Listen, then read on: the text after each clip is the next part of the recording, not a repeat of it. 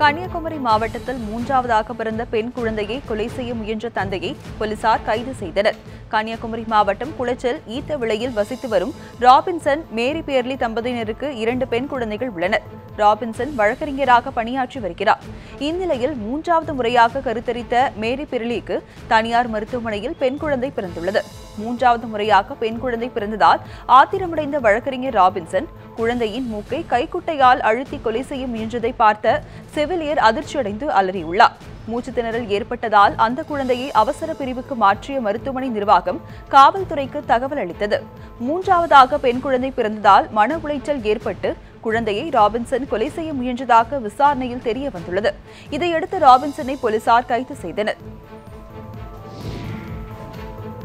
சிவகங்கை மாவட்டத்தில் உறவினர்களுடன் வந்த 17 வயது சிறுமியை பாலியல் வன்கொடுமைக்கு உட்படுத்தியவரை போலீசார் கைது செய்தனர். சிவகங்கை மாவட்டம் காரைக்குடி அருகே நங்கம்பட்டியை சேர்ந்த அண்ணாமலைக்கு 20 வயது ஆகிறது. திருவிழா ஒன்றில் பங்கேற்பதற்காக இவரது வீட்டிற்கு காரைக்குடி மீனாட்சிபுரத்தை சேர்ந்த உறவினர்கள் வந்திருந்தனர். அவர்களுடன் 17 வயது சிறுமியும் வந்திருந்தார். இந்நிலையில் சிறுமியை தனியாக அழைத்து சென்ற அண்ணாமலை அவருடன் தகாத உறவில் ஈடுபட்டதாக கூறப்படுகிறது. இதுகுறித்த சிறுமியின் தாயார் காரைக்குடி அனைத்து மகளிர் காவல் நிலையத்தில் புகார் அளித்ததன் பேரில் காவல்துறையினர் வழக்கு பதிவு செய்து அண்ணாமலையை கைது செய்தனர். வால்பாறையில் தொடங்கிய கோடை விழாவை சட்டப்பேரவை துணைத் தலைவர் பொள்ளாச்சி ஜெயராமன் ரிப்பன் வெட்டி திறந்து வைத்தார். வால்பாறையில் சுற்றுலா பயணிகளை கவரும் வண்ணம் ஆண்டுதோறும் மே மாதம் கடைசி வாரத்தில் கோடை விழா நடத்தப்பட்டு வருகிறது. இந்த ஆண்டு கோடை விழா நேற்று தொடங்கியது. வால்பாறை அரசு மேல்நிலைப் பள்ளி வளாகத்தில் நடைபெற்ற தொடக்க விழாவில் பங்கேற்ற சட்டப்பேரவை துணைத் தலைவர் பொள்ளாச்சி ஜெயராமன் ரிப்பன் வெட்டி தொடங்கி வைத்தார். கோடை விழாவில் தோட்டக்கலைத்துறை சார்பாக மலர் கண்காட்சி, வனத்துறை சார்பாக காட்சியரங்கம், பொருட்காட்சி மற்றும் பல்வேறு கலை நிகழ்ச்சிகள் இடம்பெற்றுள்ளன. தொடக்க விழாவில் பொள்ளாச்சி சார் ஆட்சியர் காயத்ரி உள்ளிட்ட பல்வேறு துறை சார்ந்த அரசு அதிகாரிகள் பங்கேற்றனர். ராமேஸ்வரம் மாவட்டத்தில் மீன்பிடி வலைகள் உள்ளிட்ட சாதனங்களை பழுது பார்க்க நிதி உதவி அளிக்க மீனவர்கள் அரசுக்கு கோரிக்கை விடுத்துள்ளனர். அரசு அறிவித்த 61 நாட்கள் மீன்பிடி தடைக்காலம் முடிய இன்னும் 20 நாட்களே உள்ளன. ஒவ்வொரு ஆண்டும் மீன்பிடி தடை காலத்தில் மீனவர்கள் கடன் பெற்று வலைகள் மற்றும் படகுகளை பழுது பார்ப்பதை வழக்கமாக கொண்டுள்ளனர். ஆனால் இலங்கை ராணுவத்தினரின் அத்துமீறல் உள்ளிட்ட பல காரணங்களால் மீனவர்கள் பாதிக்கப்படுவதால் கடன் அளிப்பவர்கள் தயக்கம் காட்டுவதாக மீனவர்கள் கவலை தெரிவித்துள்ளனர். இதனால் தடைக்காலம் முடிந்த பின் மீன்பிடிக்க செல்ல இயலாத நிலையில் பல மீனவர்கள் உள்ளதாக புகார்கள் எழுந்துள்ளன. எனவே பல்வேறு பகுதிகளில் வழங்கப்படுவதை போல் தமிழக மீனவர்களுக்கும் அரசு நிதி உதவி அளிக்க வேண்டும் என கோரிக்கை எழுந்துள்ளது. பெட்ரோல் நிலையங்களுக்கு எதிரான புகார்களை வாடிக்கையாளர்கள் நேரடியாகவோ அல்லது தொலைபேசி மூலமாகவோ தெரிவித்தால் உடனடி நடவடிக்கை எடுக்கப்படும் என சேலம் மண்டல மேலாளர் உறுதியளித்துள்ளார். இந்துஸ்தான் பெட்ரோலியம் கார்ப்பரேஷன் சார்பில் வேலூர், சேலம், தருமபுரி, கிருஷ்ணகிரி, நாமக்கல் மாவட்டங்களை உள்ளடக்கிய சேலம் மண்டல அலுவலக திறப்பு விழா சேலத்தில் நடைபெற்றது. விழாவில் கோவை மண்டல மேலாளர் பென்னி தாமஸ் பங்கேற்று புதிய அலுவலகத்தை திறந்து வைத்தார். அப்போது பேசிய அவர், பெட்ரோல் நிலையங்களை நேரடியாக கண்காணிக்கும் வகையில் இதுவரை கோவையில் செயல்பட்டு வந்த மண்டல அலுவலகம் பிரிக்கப்பட்டு 5 மாவட்டங்களை உள்ளடக்கி சேலத்தை தலைமையகமாக கொண்டு புதிய மண்டல அலுவலகம் இன்று திறக்கப்பட்டுள்ளது என்றார். தொடர்ந்து சேலம் மண்டல மேலாளர் கோபிநாத் கூறும்போது, பெட்ரோல் நிலையங்களில் நடைபெறும் முறைகேடுகளை கண்டறிய நடவடிக்கை எடுக்கப்பட்டு வருகிறது என்றும், புகார்கள் இருந்தால் நேரடியாகவோ அல்லது தொலைபேசி மூலமாகவோ வாடிக்கையாளர்கள் தெரிவித்தால் உடனடி நடவடிக்கை எடுக்கப்படும் என்றார். விருதுநகர் மாவட்டம் ஸ்ரீவில்லிபுத்தூர் அருகே காதல் ஜோடியினர் விஷமருந்தி தற்கொலை செய்து கொண்டனர். விருதுநகர் மாவட்டம் ஸ்ரீவில்லிபுத்தூர் தாலுகாவிற்கு உட்பட்ட கூமாப்பட்டி நெடுங்குளம் கிராமத்தில் ராமகிருஷ்ணாபுரம் தெருவில் பழனிசாமி, லட்சுமி தம்பதியினர் வசித்து வருகின்றனர். இவர்களது மகள் அபிராமி சுந்தரி கிருஷ்ணன் கோவில் தனியார் கல்லூரியில் 2ஆம் ஆண்டு பட்டப்படிப்பு படித்து வந்தார். அதே கல்லூரியில் பொறியியல் பட்டப்படிப்பு படித்து வந்த அதே ஊரை சேர்ந்த பாலு என்பவரின் மகன் விஜயகுமாரை இவர் காதலித்து வந்ததாக கூறப்படுகிறது. இந்நிலையில் பெற்றோர் இல்லாத நேரத்தில் காதல் ஜோடி இருவரும் விஷம் குடித்து தற்கொலை செய்து கொண்டனர். தகவல் அறிந்து சென்ற காவல்துறையினர் உடல்களை கைப்பற்றி உடற்கூறு ஆய்விற்காக வத்ரா இருப்பு அரசு மருத்துவமனைக்கு அனுப்பி வைத்து விசாரணை நடத்தி வருகின்றனர். தேனி மாவட்டத்தில் உள்ள மஞ்சளாறு அணையில் 12ஆம் வகுப்பு மாணவர் தண்ணீரில் மூழ்கி உயிரிழந்தது சோகத்தை ஏற்படுத்தியுள்ளது. தேனி மாவட்டம் பெரியகுளம் அருகே உள்ள சாத்தா கோவில்பட்டியை சேர்ந்த ராஜேந்திரன் என்பவரது மகன் நவநீத கிருஷ்ணன் அரசு பள்ளியில் படித்து வந்தார். விடுமுறையில் இருந்த நவநீத கிருஷ்ணன் மஞ்சளாறு அணையில் நண்பர்களுடன் குளிக்க சென்ற போது தண்ணீரில் மூழ்கினார். நண்பர்களால் அவரை காப்பாற்ற முடியவில்லை. தகவல் அறிந்து வந்த தீயணைப்பு வீரர்கள் மாணவரது உடலை தேடினர். 11ஆம் வகுப்பு தேர்ச்சி பெற்று 12ஆம் வகுப்பு செல்லவிருந்த மாணவர் தண்ணீரில் மூழ்கி உயிரிழந்தது அப்பகுதி மக்களை சோகத்தில் ஆழ்த்தியுள்ளது.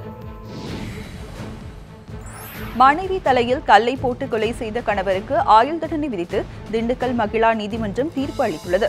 திண்டுக்கல் மாவட்டம் வத்தலகுண்டு அருகே உள்ள ரெங்கப்ப நாயனூரை சேர்ந்த பழனிசாமி சீதையம்மாள் தம்பதியினருக்கு 3 குழந்தைகள் உள்ளனர். பழனிசாமி விவசாய கூலி தொழில் செய்து வருகிறார். 2010ஆம் ஆண்டில் நடந்த குடும்ப தகராறில் மனைவியின் மீது ஆத்திரமடைந்த பழனிசாமி தூங்கிக் கொண்டிருந்த சீதையம்மாளின் தலையில் கல்லை போட்டு கொலை செய்துள்ளார். இது தொடர்பான வழக்கை விசாரித்த திண்டுக்கல் மகிழா நீதிமன்றம் பழனிசாமிக்கு ஆயுள் தண்டனையும் 1000 ரூபாய் அபராதமும் விதித்து தீர்ப்பளித்தது. திருவாரூர் தியாகராஜர் கோவில் ஆழி தேரோட்ட பாதுகாப்பு பணிக்காக 1000 போலீசார் நியமிக்கப்பட்டுள்ளதாக காவல் கண்காணிப்பாளர் மயில்வாகனன் அறிவித்துள்ளார். உலக புகழ்பெற்ற திருவாரூர் தியாகராஜர் கோவில் ஆழி தேரோட்டம் நாளை மறுதினம் நடைபெறவுள்ளது. அதற்கு முன்தினம் விநாயகர் சுப்பிரமணியர் தேரோட்டம் நடைபெறுகிறது.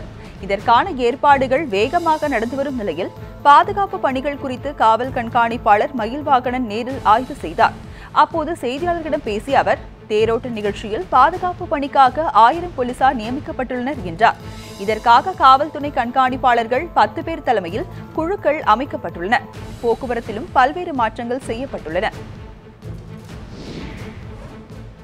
விழுப்புரத்திலிருந்து புதுச்சேரி செல்லும் சாலையில் அமைந்துள்ள ரயில்வே பாலம் பழுது பார்க்கப்பட்டுள்ளதால் நாளை முதல் இப்பாலம் வழியாக போக்குவரத்து நிறுத்தப்படுவதாக மாவட்ட ஆட்சியர் அறிவித்துள்ளார். விழுப்புரத்திலிருந்து புதுச்சேரி செல்லும் சாலையில் உள்ள ரயில்வே மேம்பாலம் சுமார் 40 ஆண்டுகள் பழமையானதாகும். இதில் அடிக்கடி பழுது ஏற்பட்டு போக்குவரத்து பாதிக்கப்படுகின்றது. மேலும் மேம்பாலத்தின் நடுவில் இருமுறை திடீரென பள்ளமும் ஏற்பட்டுள்ளது.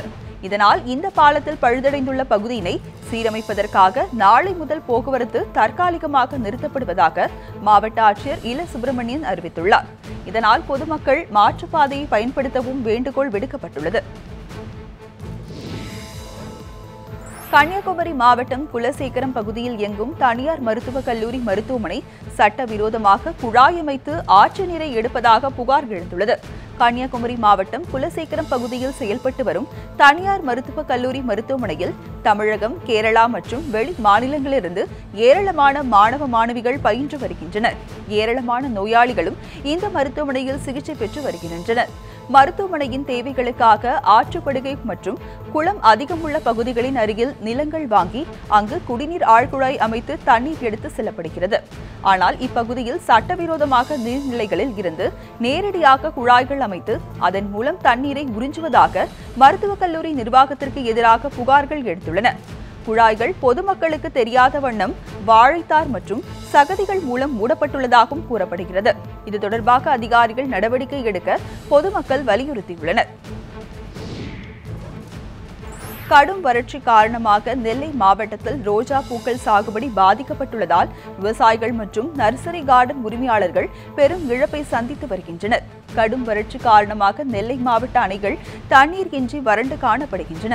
இதனால் மாவட்டம் முழுவதும் விவசாயம் வெகுவாக பாதிக்கப்பட்டுள்ளது. இம்மாவட்டத்தின் பாவூர் சத்திரம், தென்காசி, செங்கோட்டை உள்ளிட்ட பகுதிகளில் மல்லிகை, பிச்சி, ரோஜாப்பூ போன்ற மலர் செடிகள் சாகுபடி செய்யப்பட்டுள்ளன. தற்போதைய வறட்சி காரணமாக மலர் சாகுபடி பெருமளவில் பாதிக்கப்பட்டுள்ளது. குறிப்பாக ரோஜா சாகுபடி அதிக அளவில் பாதிக்கப்பட்டுள்ளதாக விவசாயிகள் கவலை தெரிவித்துள்ளனர். மேலும் ரோஜா சாகுபடி பாதிக்கப்பட்டுள்ளதால் நர்சரி கார்டன்களில் பயிரிடப்பட்டுள்ள நாட்டு ரோஜா, ஊட்டி ரோஜா, பெங்களூரு ரோஜா கன்றுகள் விற்பனையாகாமல் வீணாகி வருகின்றன. நீலகிரி மாவட்டம் குன்னூரில் 59வது பழ கண்காட்சி இன்று தொடங்குகிறது.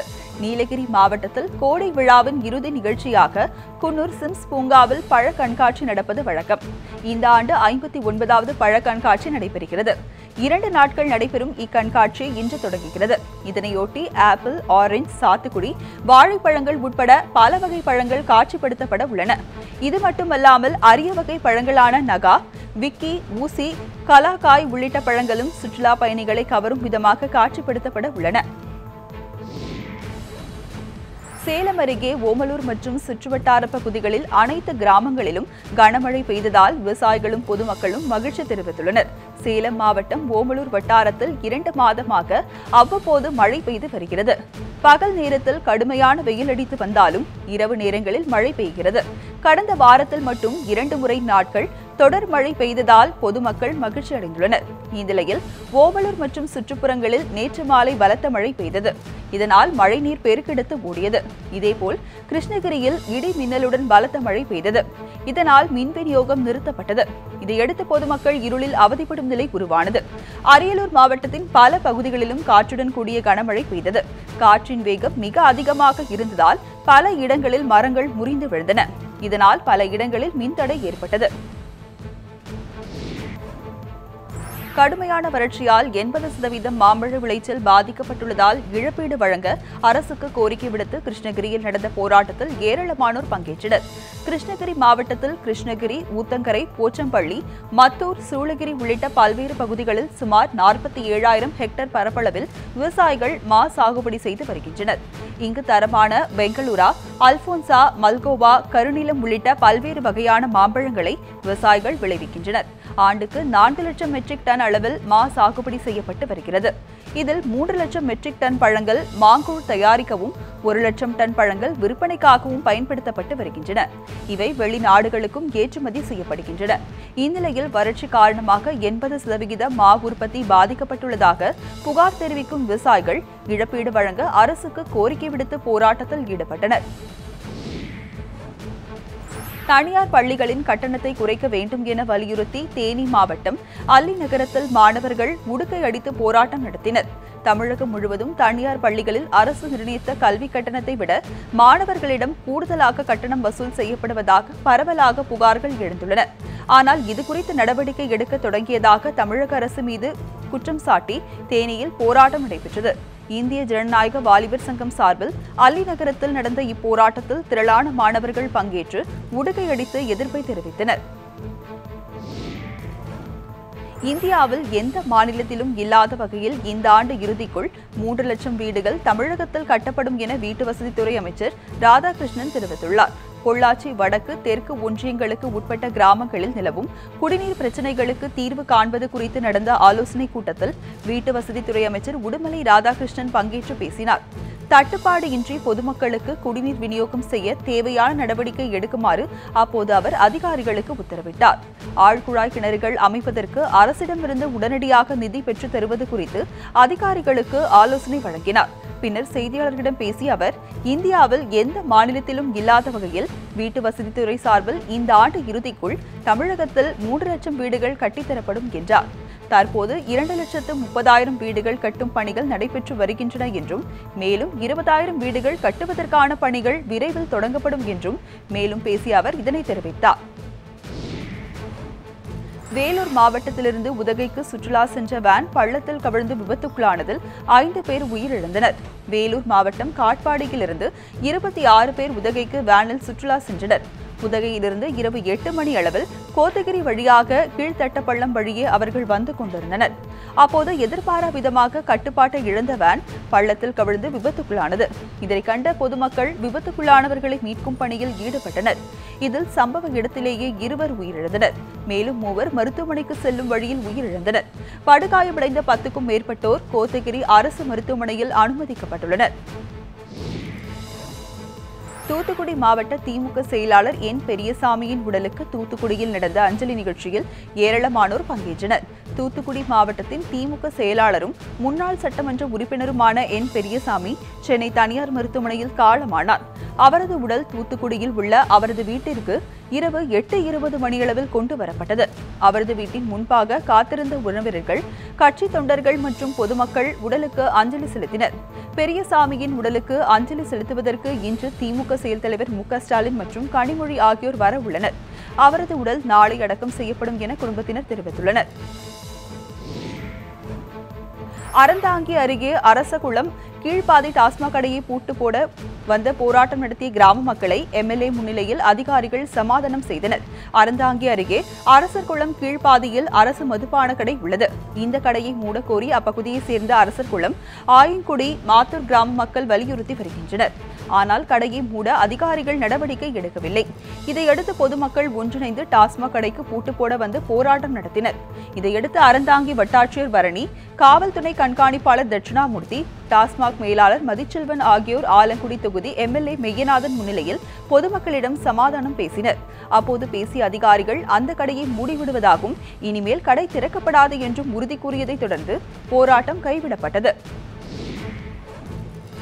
தருமபுரி அருகே அனுமதி இல்லாமல் வைக்கப்பட்டதாக கூறி அம்பேத்கர் சிலையை வருவாய்த்துறையினர் அகற்றியதால் அரசு பேருந்தை முற்றுகையிட்டு பொதுமக்கள் போராட்டம் நடத்தினர்.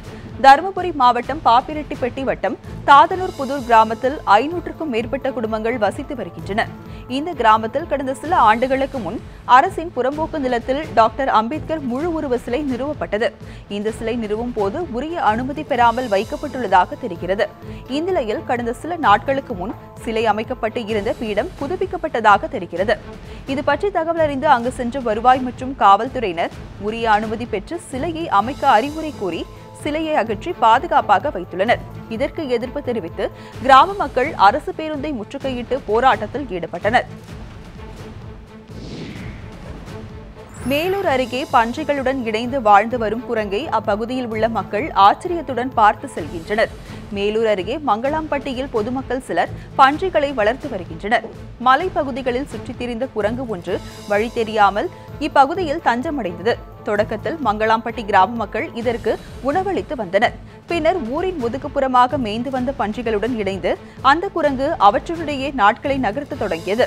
பன்றிகளுடன் இணைந்து விளையாடுவது போன்ற வித்தியாசமான செயல்களில் அக்குரங்கு ஈடுபட்டு வருகிறது. சில வேளைகளில் கம்பை கையில் எடுத்து பன்றிகளை மேய்க்கும் வேலையும் அது மேற்கொண்டு வருகிறது. இந்த குரங்கை ஏராளமான பொதுமக்கள் ஆர்வத்துடன் பார்த்து செல்கின்றனர். அகில இந்திய அளவில் முன்னணி அணிகள் பங்கேற்கும் 52வது ஆண்டு கூடைப்பந்து போட்டிகள் கோவையில் நேற்று தொடங்கின. அகில இந்திய அளவில் முன்னணி அணிகள் பங்கேற்கும் ஆண்களுக்கான 52ஆம் ஆண்டு கூடைப்பந்து போட்டிகளும் பெண்களுக்கான 16ஆம் ஆண்டு கூடைப்பந்து போட்டிகளும் நேற்று தொடங்கியுள்ளன. வஉசி பூங்காவில் தொடங்கிய இப்போட்டிகளில் ஆண்களுக்கான பிரிவில் வெற்றி பெறுபவர்களுக்கு நாச்சிமுத்து கவுண்டர் நினைவு கோப்பையும், பெண்களுக்கான பிரிவில் வெற்றி பெறுபவர்களுக்கு CRI பம்ப்ஸ் கோப்பையும் வழங்கப்படுகின்றன. லீக் மற்றும் நாக் அவுட் சுற்றுகளாக நடைபெறும் இப்போட்டிகள் வரும் 31ஆம் தேதி வரை நடைபெற உள்ளன. நேற்று பெண்கள் பிரிவில் 3 போட்டிகளும் ஆண்கள் பிரிவில் 2 போட்டிகளும் நடைபெற்றன. நாடு முழுவதும் இருந்து பல்வேறு அணிகள் இப்போட்டிகளில் பங்கேற்றுள்ளன. முன்னாள் முதல்வர் ஜெயலலிதாவின் உருவப்பட திறப்பிற்கு எதிர்ப்பு தெரிவிப்பவர்களுக்கு தங்களுடைய குற்ற பின்னணியும் தெரியும் என்று அமைச்சர் SP வேலுமணி தெரிவித்துள்ளார். முதலமைச்சர் எடப்பாடி பழனிசாமி விமானம் மூலம் கோவை சென்றார். அங்கு அமைச்சர்கள் வேலுமணி, செங்கோட்டையன் உள்ளிட்டோர் வரவேற்பளித்தனர். பின்னர் செய்தியாளர்களுக்கு பேட்டியளித்த வேலுமணி, எடப்பாடி பழனிசாமி தலைமையிலான அரசு பதவியேற்று 100 நாட்களில் எண்ணற்ற சாதனைகள் நிகழ்த்தியுள்ளதாக தெரிவித்தார். தமிழகத்தில் மலிவு விலை அரசு சிமெண்ட் கடத்தப்படுவதாக கூறப்படுவது தவறான தகவல் என்றும், தனியார் சிமெண்ட் நிறுவனங்கள் அரசுக்கு கொடுக்க வேண்டிய அளவை விட குறைவான அளவை சிமெண்ட் வழங்குவதாக தெரிவித்தார். சட்டப்படி ஜெயலலிதா உருவப்படம் சட்டப்பேரவையில் திறக்கப்படும் என்றார். செங்கம் அருகே இடி மின்னல் தாக்கியதில் அரிசி ஆலை இடிந்து விழுந்ததில் 6 பெண்கள் உயிரிழந்த சம்பவம் பெரும் அதிர்ச்சியை ஏற்படுத்தியுள்ளது. திருவண்ணாமலை மாவட்டம் செங்கம் அருகே தளவநாயக்கன்பேட்டையில் நேற்று மாலை கனமழை பெய்து கொண்டிருந்தது. அப்போது அங்குள்ள அரிசி ஆலை ஒன்றின் மீது இடி தாக்கியது. இதில் அந்த கட்டடம் இடிந்து விழுந்தது. அப்போது அங்கு பணியாற்றிக் கொண்டிருந்த 5 பெண்கள் இடிபாடுகளில் சிக்கி சம்பவ இடத்திலேயே உயிரிழந்தனர். மேலும் 2 பேர் படுகாயங்களுடன் மீட்கப்பட்டு செங்கம் அரசு மருத்துவமனையில் அனுமதிக்கப்பட்டனர். அதில் ஒரு பெண் தொழிலாளி சிகிச்சை பலனின்றி உயிரிழந்தார். இதனையடுத்து உயிரிழந்தவர்களின் எண்ணிக்கை 6ஆக உயர்ந்தது. இதனிடையே விழுப்புரம் மாவட்டம் உளுந்தூர்பேட்டையை அடுத்து களத்தூர் கிராமத்தில் இடி தாக்கி 2 இளைஞர்கள் உயிரிழந்தனர். களத்தூர் கிராம மைதானத்தில் நேற்று மாலை இளைஞர்கள் பள்ளி மாணவர்கள் விளையாடிக் கொண்டிருந்தனர். திடீரென மழை பெய்ததால் மரத்தினடியில் அனைவரும் தஞ்சமடைந்தனர். அப்போது இடி தாக்கியதில் மணி, திருஞானவேல் ஆகியோர் சம்பவ இடத்திலேயே உயிரிழந்தனர். படுகாயமடைந்த 6 பேர் உளுந்தூர்பேட்டை மருத்துவமனையில் அனுமதிக்கப்பட்டுள்ளனர். இத்துடன் மாவட்ட செய்திகள் நிறைவு பெறுகின்றன.